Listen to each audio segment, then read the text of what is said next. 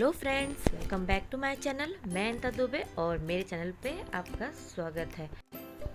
आज मैं आप सबको मुंह में घुल जाने वाली मोहन थाल की रेसिपी बताऊंगी, वो भी बिना मावा के, बिना खोया के, और एकदम स्वादिष्ट दानेदार मोहन थाल। तो चलिए अब हम स्टार्ट करते हैं, लेकिन उससे पहले अगर आप ये चैनल पे नए हैं तो सब्सक्राइब करें और बेल बटन को ज़रूर दबाएं ताकि मेरी लेटेस्ट वीडियो आप सबको मिलते रहे। तो चलिए अब हम बनाना स्टार्ट करते हैं। स्वादिष्ट मोहन थाल बनाने के लिए सबसे पहले हम यहाँ पर लेंगे 2 कप बेसन। अगर वज़न बताऊँ तो 250 ग्राम। मैं यहाँ पर मेज़रमेंट कप का इस्तेमाल कर रही हूँ। आपके घर में जो भी कप कटोरी हो आप उसका इस्तेमाल कर सकते हैं। तो सबसे पहले हम यहाँ पर बेसन को बड़े से बर्तन में रख देंगे। अब यहाँ पे मैं इस चम्मच से 3 चम्मच दूध ली हूँ। दूध मेरा एकदम गर्म है। अब हम उस दूध में 3 चम्मच घी डालेंगे, मतलब 3 चम्मच दूध पे 3 चम्मच घी डालेंगे। अब हम इसे अच्छी तरह से मिक्स कर लेंगे ताकि हमारे दूध और घी दोनों एक दूसरे में अच्छी तरह से मिक्स हो जाए, कुछ इस तरह से। तो अब हमारे दूध और घी मिक्स हो चुके हैं। अब हम दूध और घी के मिश्रण को बेसन में डालेंगे और उसे अच्छी तरह से मिक्स कर लेंगे। हमें सारे मिश्रण को एक साथ में नहीं डालना है, हमें थोड़ा थोड़ा करके ही डालना है ताकि हमारे दूध और घी बेसन के एक एक रेशे में अच्छी तरह से मिक्स हो जाए। और ऐसा करने से हमारे मोहन थाल बहुत ही दानेदार बनेंगे। आपको अच्छे से मोयन कर लेना है। तो मोयन करने के बाद लगभग इसे हम 20 मिनट तक रेस्ट होने के लिए रख देंगे। तो 20 मिनट के बाद अब हमारा बेसन अच्छी तरह से सेट हो चुका है, एकदम परफेक्ट हो चुका है। तो अब हम चलते हैं नेक्स्ट स्टेप की तरफ। तो उसके लिए सबसे पहले हम यहाँ पर चलनी लेंगे। चलनी हमारी जाड़ी वाली है, पतली वाली नहीं है। तो उसमें हम बेसन डाल के उसे अच्छी तरह से चाल लेंगे। कुछ इस तरह से प्रेस करते हुए चालना है हमें। और जो बेसन के मोटे मोटे पार्ट्स बचे हैं ना, इसे हमें फेंकना नहीं है। इसे भी हम कुछ इस तरह से प्रेस करके सारे पाउडर की तरह छान लेंगे। तो अब हमारा पाउडर बनकर तैयार हो चुका है, एकदम दानेदार पाउडर। अब हम गैस पर कढ़ाई रखेंगे और कढ़ाई में हम 1 कप घी डालेंगे। मेज़रमेंट के हिसाब से 180 ग्राम, तो मतलब 250 ग्राम बेसन रहेगा तो 180 ग्राम घी रहेगा। तो अब हम इसमें अपना बेसन डाल देंगे। अब हमारा स्टार्ट होता है असली एक्सरसाइज। तो अब हम इसे एकदम चलाते हुए रहना है, इसे बिल्कुल भी छोड़ना नहीं है, इसे कंटिन्यू चलाते रहना है।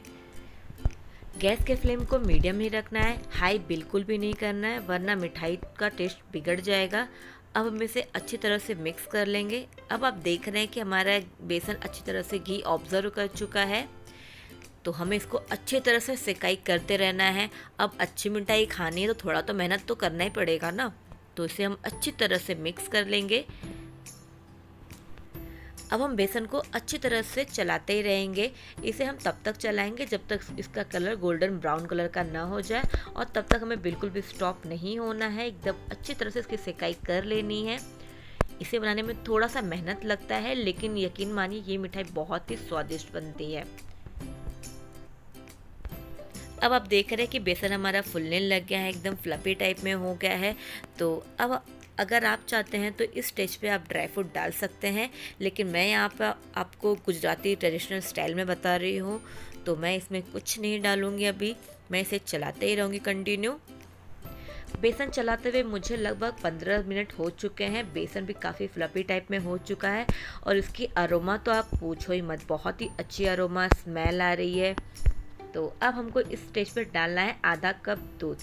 तो दूध भी हमें सब साथ में नहीं डालना है, थोड़ा थोड़ा करके दूध डालना है। थोड़ा दूध डाल के इसे अच्छी तरह से मिक्स कर लेना है। फिर से हमें थोड़ा, मतलब ये स्टेज को भी हमें थोड़ा थोड़ा करके 3 बार में डालना है।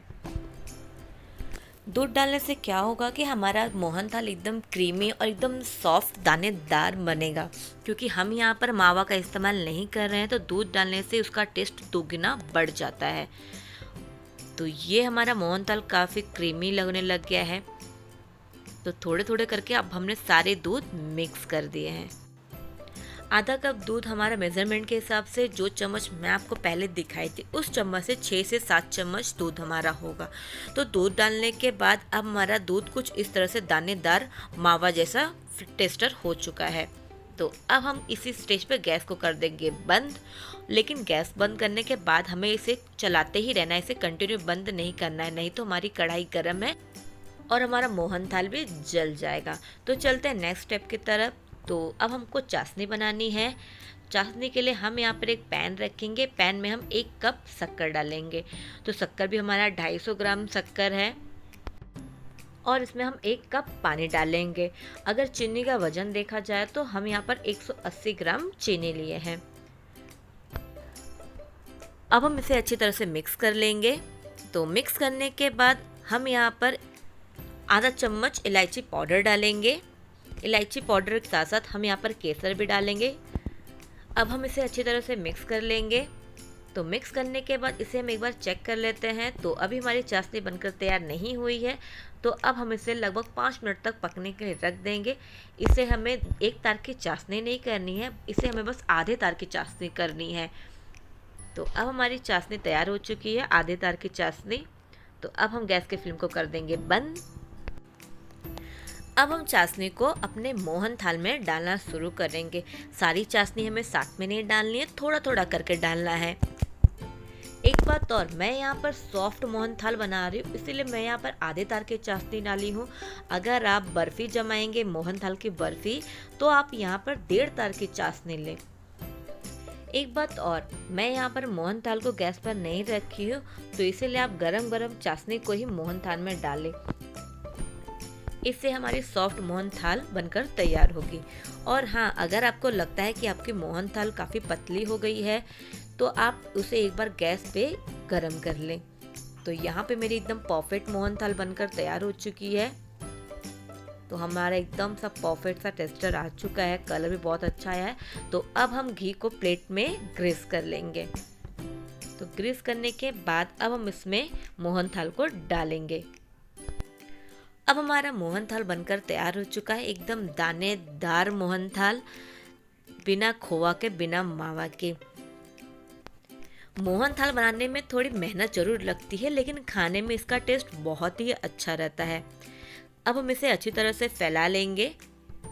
रक्षाबंधन के बाद जन्माष्टमी आ रही है, तो कुछ तो मीठा बनना ही चाहिए। तो इसीलिए आप इस जन्माष्टमी पर बनाएं मोहन थाल। अब हम इसमें ड्राई फ्रूट डालेंगे। आपके पास जो भी ड्राई फ्रूट हो आप इसमें डालें। ड्राई फ्रूट डालने से इसका टेस्ट और भी बढ़ जाता है। तो अब हमारा एकदम दानेदार मोहन थाल बनकर तैयार हो चुका है। अब मैं आपको नज़दीक से दिखा रही हूँ ये कितना ही टेस्टी बना है। जितना ये देखने में टेस्टी, उतना ही खाने में टेस्टी है। तो अब मैं आपको एक चम्मच से दिखा रही हूँ, ये बहुत ही टेस्टी और दानेदार बनकर तैयार है। जिस मेजरमेंट के हिसाब से मैं आपको बताई हूँ, अगर आप भी उसी तरह बनाएंगे तो आपका भी मोहन थाल बहुत ही दानेदार और स्वादिष्ट और क्रीमी बनकर तैयार होगा। तो आपको मेरे मुंह में घुल जाने वाली मोहन थाल की रेसिपी कैसी लगी? अगर अच्छी लगी है तो लाइक, शेयर और सब्सक्राइब जरूर करें, और बहुत अच्छी लगी तो अपने फ्रेंड के साथ शेयर जरूर करें। मिलते हैं नेक्स्ट वीडियो में। Bye bye.